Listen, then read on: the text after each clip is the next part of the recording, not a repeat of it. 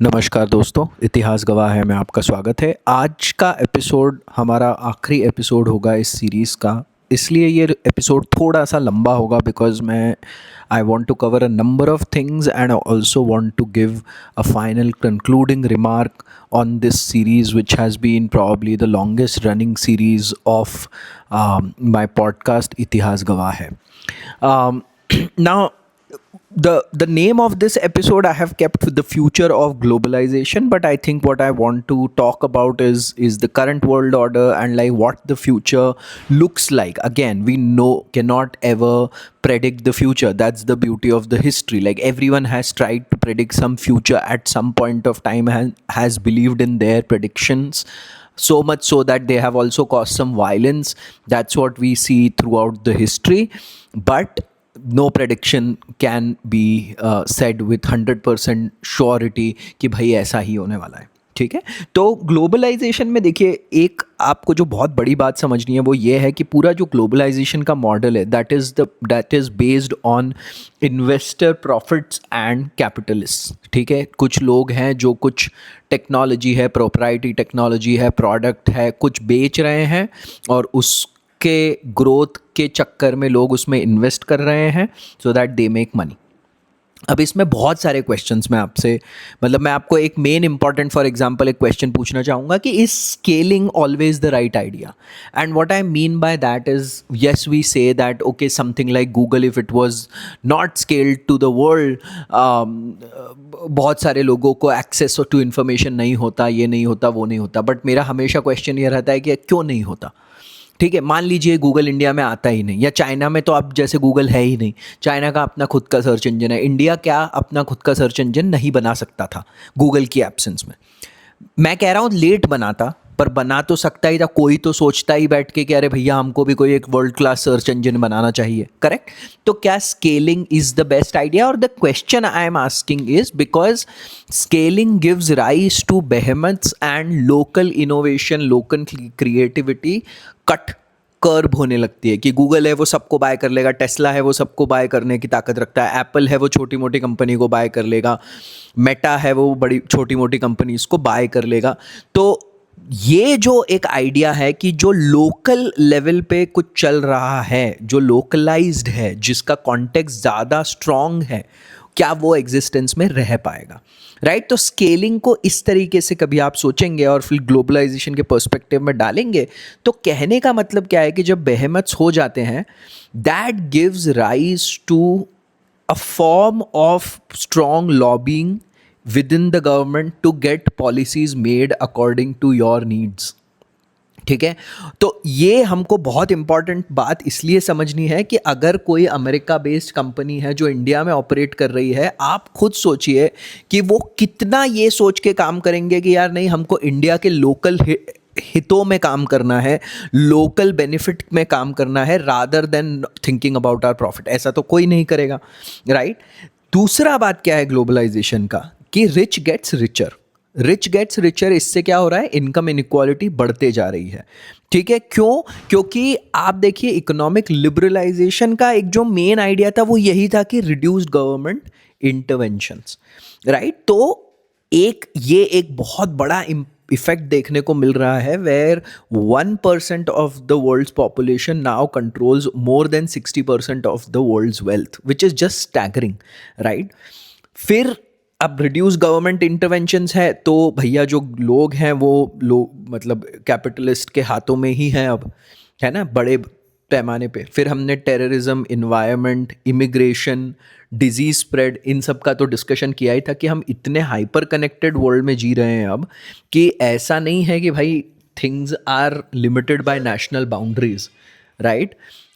Disease है वो spread हो रहा है, टेररिज्म बहुत सारी कंट्रीज़ को इम्पैक्ट कर रहा है, इन्वायरमेंट का प्रॉब्लम सारी कंट्रीज़ को इम्पैक्ट कर रहा है, इमिग्रेशन के प्रॉब्लम से बहुत सारे कंट्रीज़ जूझ रहे हैं। करेक्ट? और एक और जो चीज़ देखी गई विच is the rise of right wing nationalism. ठीक है, अब देखिए इसमें आप लेफ्ट हो, राइट हो, सेंटर हो, सेंटर ऑफ लेफ्ट हो, सेंटर ऑफ राइट हो, सॉरी लेफ्ट ऑफ सेंटर हो या राइट ऑफ सेंटर हो, वो सब बात अपनी जगह पर है। बट आपको ये ज़रूर देखने को मिलेगा कि एक ऐसी form of government which whose success depends on spreading the ideology of fierce nationalism, इस फॉर्म की गवर्नमेंट्स आपको हर तरफ अभी देखने को मिल रही है वर्ल्ड में। ठीक है, आप देखेंगे Donald Trump, Vladimir Putin, Erdogan in Turkey, Bolsonaro जो ब्राज़ील में पहले, आज जो प्राइम मिनिस्टर है उसके पहले जो आ रहे थे, बेंजामिन नेतन्याहू, ये सारे जो प्राइम मिनिस्टर्स हैं, ये जो सारे वर्ल्ड लीडर्स हैं, ये they relied on this whole idea of fierce nationalism which was then connected to economic nationalism and nationalism in its pure form. And उसमें क्या है, आप देखिए नेशनलिज्म का मतलब क्या है। ये लोग एक सर्टन बिहेवियर डिफाइन कर रहे हैं कि भाई ये वाला बिहेवियर देशभक्ति का होता है, ये वाला बिहेवियर देशभक्ति वाला नहीं होता है। ठीक है, तो यहाँ पर ये जो आ जाता है ना कि ऐसा करोगे तो तुम देश के अगेंस्ट बोलते हो, तुम तो ये हो, तुम देशद्रोही हो, या ला ला ला ला, that is called as fierce nationalism. ठीक है, तो ये बात हमको बहुत ध्यान से सुननी है। और अगर आपने ये सीरीज सुनी है तो मैंने हेगल, जिसने राष्ट्र को एक सबसे महान एंटिटी का दर्जा दे दिया था, ये वहाँ से कनेक्टेड है ये सब कुछ। हेगल ने ही यहाँ से ये शुरुआत की थी, यहीं से ये अग्रेसिव नेशनलिज्म का राइज जो फिर बाद में हमको इटली, जर्मनी में देखने को मिलता है। ऐसा नहीं है कि ये पहली बार हो रहा है, मैं कह रहा हूँ ये होता आया है और अभी भी वो वाला फॉर्म हमको देखने को मिल रहा है। ठीक है, फिर मैंने बता दिया लूजनिंग गवर्नमेंट कंट्रोल से you were like people are at the mercy of capitalism in a big way and that generates feeling of insecurity among people. जैसे ही लोग इनसिक्योर होते हैं, लोग डरे डरे होने लगते हैं, तो फिर क्या ध्यान दिया बताया जाता है कि देखो ये वेस्टर्न स्टैंडर्ड्स से हम जीते आ रहे हैं, अपने कल्चर में वेस्टर्नाइजेशन बढ़ गया है, तो let's go back to our roots, traditions. फिर डॉगमाज वापस आने लगते हैं, religious dogmas, reliance on religion, ये सारी चीज़ें बढ़ने लगती हैं जब इनसिक्योरिटी बढ़ती है, जब डर बढ़ता है। तो ये हमेशा ये सब कनेक्शंस मैं आपको जोड़ के दिखा रहा हूँ, आप देख सकते हैं। फिर दूसरा एक इमिग्रेशन का भी डर डाला जाता है कि भैया लोग हमारे कंट्री में आ रहे हैं, हमारे जॉब छीन रहे हैं। आपको देख रहे होंगे ना, आप यूके में देख रहे हैं, आप यूएस में देख रहे हैं, आप इटली में चल रहा है, अभी स्पेन में चल रहा है, अभी यहाँ पे सब दूर लोगों को डर लग रहा है कि अरे लोग हमारे जॉब लेके जा रहे हैं, लोग हमारे जॉब लेके जा रहे हैं। ठीक है, हमारे यहाँ पे भी बार बार वो कंसर्न रेस किया जाता है कि घुसपैठियाँ आ रहे हैं, घुसपैठियाँ। तो ये सारी जो चीज़ें हैं, इससे डर जो एक पैदा होता है in the people who are anyways at the mercy of capitalism, right. और उससे फिर जब डर आता है तो उस डर पे ही गवर्नमेंट्स जो हैं, जो रूलिंग पार्टीज़ हैं या जो पॉलिटिकल एंटिटीज़ हैं, वो बिल्ड ऑन करती हैं। उस डर को वो लोग एक तरीके से एक्सप्लॉइट करती हैं। तो हम ये देख रहे हैं अभी दुनिया में होते हुए। ठीक है, दूसरा एक जो बहुत फनी सा कॉन्सेप्ट डेवलप हुआ था विच वाज सब nationalism and responsibility to protect. अब देखिए सब नेशनलिज्म में आप एक बात देखिए, होता क्या है कि कोई रीजन है, उस रीजन में कोई कैपिटलिस्ट फेवरिंग सब रीजन है जो अब प्रॉस्पर होते आ रहा है और बाकी साइड वाला जो है वो अब खराब होते जा रहा है। और उसके कारण क्या हो रहा है, वहाँ पे कॉन्फ्लिक्ट अराइज हो रहे हैं, वहाँ पे लोगों में सेपरेटिस्ट टेंडेंसीज आ रही हैं। ठीक है, तो इसके बहुत सारे एग्जाम्पल है, जैसे civil war started in Rwanda and Somalia. ठीक है, और इसमें अमेरिका अपना एक और वो फंडा लेके आ गया कि हमारी रिस्पॉन्सिबिलिटी है to protect the free expression and rights of people, और वहाँ पे हम तो डेमोक्रेसी लाने वाले हैं। और इस चक्कर में ना नुकसान ज़्यादा हुआ है। मतलब मैं आपको ये बता रहा हूँ कि जैसे डिवीजन ऑफ सूडान हुआ इन नॉर्थ एंड साउथ सूडान इन 2011, फिर ये रिस्पॉन्सिबिलिटी ऑफ प्रोटेक्ट करने के चक्कर में ये एक नया इंटरनेशनल रिलेशन में एंगल ले आए यूनाइटेड स्टेट्स। तो लिबिया में फिर फॉरेन इंटरवेंशन करना पड़ गया, सीरिया में किया, वहाँ पे आईसिस बन गया आगे चल के। तो ये एक नया एक तरीके से कह सकते हैं नाटक शुरू हो गया था। और अब मतलब उसके अगेंस्ट में लोगों ने भी बोला कि अरे भैया तुम क्यों जाके वहाँ पे चौधरी बने आ रहे हो हर जगह, करेक्ट। फिर पॉपुलेशन माइग्रेशन, जैसे मैंने बताया, एक बहुत बड़ा इशू है विच वॉज बेसिकली, अगर आप देखेंगे तो North Africa population migrating to South Europe. ठीक है, वहाँ पे एक ये बहुत बड़ा फोबिया सा हो गया है। आइसिस जब आया सीरिया में तो वहाँ से ईस्टर्न यूरोप से होते हुए लोग वेस्टर्न यूरोप की तरफ माइग्रेशन हुआ। फिर आप देखेंगे नियो नाजिज्म इन जर्मनी, उसका राइज। फिर जो अभी ट्रंप की अप्रोच है कि भैया जो इमिग्रेंट्स हैं उनके अगेंस्ट बड़ा एक रेटोरिक चला रखा है। ठीक है, रोहिंग्याज आपने सुना ही होगा साउथ एशिया में, ठीक है। और न सिर्फ इंटरनेशनल लेवल चैलेंज है, आप देखिए हमारे कंट्री में भी इस बात पे कितनी लड़ाइयाँ होती रहती हैं। आप महाराष्ट्र में देखिए कि अरे बिहारी वर्कर के अगेंस्ट ये लोग यहाँ की जॉब खा रहे हैं, ऐसा हो रहा है। तो यहाँ पे भी जो लो परफॉर्मिंग रीजन है, बिहार, उत्तर प्रदेश, मध्य प्रदेश, उड़ीसा, यहाँ के लोग माइग्रेट करते हैं और कहीं और जाते हैं, और फिर वहाँ के लोगों को लगता है अरे हमारी जॉब ले रहे हैं, ठीक है। तो ये एक बहुत बड़ा issue national and international level पे अभी देखने को मिल रहा है, ठीक है। तो ये मैं जनरली अभी ग्लोबलाइजेशन के पे एक फोकस लाके बता रहा था कि क्या क्या हमको करंट वर्ल्ड सिचुएशन में देखने को मिल रहा है। और जो पीछे के सारे एपिसोड्स हैं वो यही कनेक्शन बनाने की कोशिश कर रहे हैं कि कैसे one thing led to the other, ठीक है। हमने मतलब बहुत अलग अलग टाइप के वॉर्स के बारे में डिस्कशन किए हमने, फिर first world war, second world war, हमने ट्रीटीज़ ये वो सब कर डिस्कस करते करते अब हम फाइनली ग्लोबलाइजेशन वाले स्टेज पे और उसका फ्यूचर डिस्कस कर रहे हैं, ठीक है। अब देखिए इसमें एक मैं आपको बहुत इंपॉर्टेंट चीज़ बताना चाहता हूँ, which is the decade of 1979 to 1989। देखिए मैं फिर से इस बात में बहुत कम बिलीव करता हूँ कि कोई एक डेकेड बहुत ज़्यादा इंपॉर्टेंट हो गया ये वो, बिकॉज हिस्ट्री लगातार बन रही होती है। It precipitates in one 5 year 10 year time, suddenly सारी चीज़ें एक साथ हो जाती हैं, तो वो ऐसा लगता है कि अरे बहुत इंपॉर्टेंट टाइम था वो। येट मुझे ऐसा लगता है it's a continuous process. But 1979 to 89 में ऐसे 3-4 बहुत इंपॉर्टेंट इवेंट्स हुए जिससे आपको आज की दुनिया को समझने में बहुत ज़्यादा फ़ायदा होगा, है ना, समझ आएगा। तो सबसे पहले तो हमने, और ये डिस्कस कर रखे हैं हमने by the way, Iranian revolution जैसे हमने डिस्कस करा, जो शाह रेजा की जो गवर्नमेंट थी, जो यूएस सपोर्टेड गवर्नमेंट थी, वो उसको रिप्लेस कर दिया अयातोला खोमेनी ने। शिया स्टेट बन गया ईरान, थियोक्रेटिक स्टेट बन गया। और फिर वहाँ पे क्या हुआ, रिवाइवल ऑफ इस्लाम वाली जो एक फीलिंग है उस रीजन में आ गई, ठीक है। इससे क्या हुआ, रिलीजियस फैनेटिज्म बढ़ा, इस्लामिक फंडामेंटलिज्म का राइज हुआ, ठीक है। तो ये एक बहुत इंपॉर्टेंट है, और आगे चल के इसको आप टेररिज्म से, ये सब यहीं से ही आप एक जड़ देख सकते हैं। दूसरा क्या था, यूएसएसआर इन्वेजन ऑफ अफगानिस्तान। क्या हुआ, कोल्ड वॉर चल ही रहा था, तो यूएस ने उधर से जिहादीज को सपोर्ट करने लग गए, और फिर USSR paid the price of invading Afghanistan by getting involve in endless war. और बाद में क्या हुआ, 9/11 होगा यूएस के साथ, ये वही जिहादी ग्रुप्स आगे चल के जो है उन्हीं पे अटैक कर मारेंगे, और फिर US will get embroiled into a long war in Afghanistan. देखिए ये बहुत कनेक्टेड इश्यूज हैं, ठीक है। अब एक और इंटरेस्टिंग मैं चीज़ बताता हूँ। John Paul second, who was a Christian saint of Polish origin, उनको पोप बनाया गया, ठीक है। और उस time Poland was a communist state, therefore they were atheist. And फिर क्या हुआ, John Paul second he visited Poland and flared the religious faith of Polish people, ठीक है।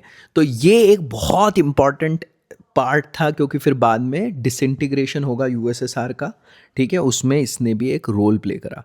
Then arrival of Margaret Thatcher हमने डिस्कस किया ही है, जिसमें फिर न्यू लिबरलिज्म, जो अभी पूरा हमने इकोनॉमिक लिबरलाइजेशन, जो रीगन थैचर एक्सेस हम डिस्कस कर चुके हैं ऑलरेडी, ये 1979 में। एंड देन डेन जाओपिंग का great leap forward policy in China and cultural revolution, इससे China became an important factor in the world affair. तो ये सारी चार जो एक चीज़ें हुई, इस कारण से आगे चल के आप देखेंगे कि अभी देखें ईरान और सऊदी अरेबिया का कोल्ड वॉर शुरू हो चुका है उस रीजन में, उस समय से चल ही रहा है वो लगातार, ठीक है। राइज ऑफ इस्लामिक फंडामेंटलिज्म, जिहादी ग्रुप्स, ठीक है, डिसइंटीग्रेशन ऑफ यूएसएसआर, जिसके कारण रशिया फिर हर्ट हुआ, क्योंकि कैपिटलिज्म वाले वर्ल्ड ने बता दिया अगर भाई हम जीत गए, भाई सोशलिज्म हार गया। तो रशिया में फिर जब व्लादिमीर पुतिन आए तो उन्होंने बोला कि अब मेरा स्टांस देखो तुम, ठीक है। फिर इकोनॉमिक लिबरलाइजेशन एंड चाइना का राइज, ये सारी चीज़ें आप 1979 टू 89 में कनेक्ट कर सकते हैं, ठीक है। फिर एक जो बीच में अब हम डिस्कस करेंगे व्लादिमीर पुतिन, ठीक है। व्लादिमीर पुतिन का देखिए क्या हुआ कि जब आए व्लादिमीर पुतिन 1998-99 की बात है, तब उन्होंने ही adopted an adversarial stance against aggression of USA and its allies, so basically USA and NATO. ठीक है। और 2014 में फिर क्रीमिया को एनेक्स कर लिया यूक्रेन से, और बोला क्या कि भैया देखो नाटो ने कहा था कि यहाँ ईस्टर्न यूरोप में एक्सपैंड नहीं करेंगे, ये साले करते ही जा रहे हैं हमारे बिना हमारे को कंसिडर करे, तो हम भी ये करेंगे। यही वो अभी भी कह रहे हैं कि भाई वेस्ट को थोड़ा कंट्रोल में रखना होगा अपने आप को।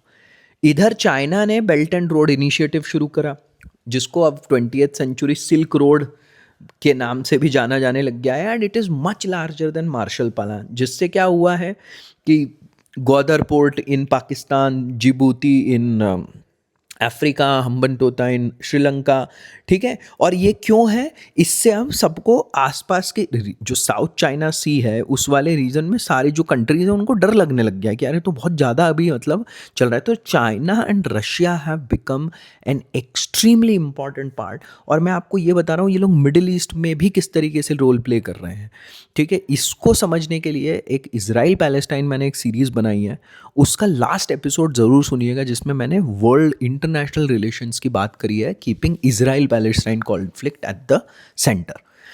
अब आते हैं फाइनली फोर्थ इंडस्ट्रियल रेवोल्यूशन में, which is now AI and ML, AI और रोबोटिक्स, ठीक है। अब इसमें एक जो सबसे बड़ा डर बताया जा रहा है वो चाहे labour displacement and rich getting richer. And बहुत सारे लोग ये असर्ट करते हैं कि ऐसा होगा कि भाई सबको नौकरियां तो नहीं मिलेंगी, इसलिए the concept of universal basic income वाप आएगा अक्रॉस द वर्ल्ड, कि गवर्नमेंट्स विल से कि अच्छा ठीक है जिसको नौकरी नहीं करनी वो मत ही करो, हम यूनिवर्सल बेसिक इनकम दे देंगे, ठीक है। अच्छा, फोर्थ इंडस्ट्रियल रेवोल्यूशन ऐसे कि पहले मैकेनाइजेशन जो एकदम 18th सेंचुरी की बात बता रहा हूँ मैं, वहाँ से इंडस्ट्रियल रेवोल्यूशन किक ऑफ हुई, फिर मास प्रोडक्शन पे आई, फिर इंफॉर्मेशन टेक्नोलॉजी, और अब AI एंड रोबोटिक्स। अब चलिए फाइनल बात पे आते हैं, which is post democracy and post truth का आइडिया। देखो पोस्ट डेमोक्रेसी का आइडिया क्या है कि जो डेमोक्रेटिक इंस्टीट्यूशंस हैं वो ही अब गड़बड़ करे जा रहे हैं इन अ लॉट ऑफ वेज। और ये बात नोआम चॉम्स्की ने एक किताब, बहुत सेमिनल बुक है उनकी, मैन्युफैक्चरिंग कॉन्सेंट में कही है। मैन्युफैक्चरिंग कॉन्सेंट में उन्होंने क्या कहा है कि जो बिग गवर्नमेंट्स हैं वो अब कंप्लीटली इंफॉर्मेशन टेक्नोलॉजी को कंट्रोल कर रही है। और ये इन्होंने बहुत पहले ही कह दिया था, मतलब आज तो देखिए इलॉन मस्क ने ट्विटर ले रखा है, जेफ बीजोस ने अखबार खरीद रखे हैं, इधर हमारे देश में जितने इंडस्ट्रियलिस्ट हैं वो लोग न्यूज़ चैनल्स अखबार खरीद के बैठे हुए हैं, ठीक है। तो कहने का मतलब क्या है कि ownership of news channels has for a long time being profit oriented, कि इनका जो मेन एम है वो प्रॉफिट है, वो ट्रूथ सर्व करना नहीं है, ठीक है। अब वो प्रॉफिट का एक बहुत बड़ा हिस्सा होता है एडवर्टाइजमेंट्स। सो एडवर्टीजमेंट्स कहाँ से आते हैं? बहुत बड़े लेवल पे गवर्नमेंट ही वो एडवर्टीजमेंट्स दे रही होती है चैनल्स को। तीसरा पॉइंट आता है sourcing of news. Sourcing of news क्या है? अब साले हर जगह तो ये लोग जा नहीं पाते हैं, तो ये लोग रिलाई करते हैं गवर्नमेंट सोर्सेज पे। तो इसका मतलब एक नैरेटिव बिल्ड करा जा सकता है, ठीक है। इंडस्ट्रियलिस्ट बता सकता है कि यार ये वाली न्यूज़ से हमको फेवर नहीं होगा तो ये वाली तो रन ही मत करो। अब वो ट्रूथफुल रिपोर्टिंग जर्नलिज्म है या नहीं है उससे क्या फ़र्क पड़ता है, ठीक है। जो कंट्रोल कर रहा है वही नैरेटिव बिल्ड कर सकता है। फिर डिसिप्लिनिंग द मीडिया, जो सच बोलने की कोशिश कर रहा है उस पर लॉ सूट्स, उस पर कुछ नए नए कार्यक्रम, उनके हथकंडे। And finally figuring out a common enemy from time to time. और इसलिए देखो ये वॉर होते हैं, इसमें बहुत मज़ा आ जाता है न्यूज़ चैनल्स को, ठीक है। या घुसपैठिए या इमिग्रेंट्स या कोई ना कोई एक डर बना के रखना है कि कोई कॉमन एनिमी हो जिसका ध्यान जनता का उस कॉमन एनिमी पे लगा के रखा जाए, बाकी पीछे क्या हो रहा है उससे जनता क्वेश्चन ना कर पाए, ठीक है। तो ये कहने का मतलब है कि अब हम एक पोस्ट डेमोक्रेसी में, जहाँ पे जो डेमोक्रेसी थी which was suppose to serve people in the right way, वो गवर्नमेंट्स ही अब ऐसा कुछ कर रही हैं जिससे उनको फ़ायदा हो, जिससे एक नैरेटिव बिल्ड हो सके।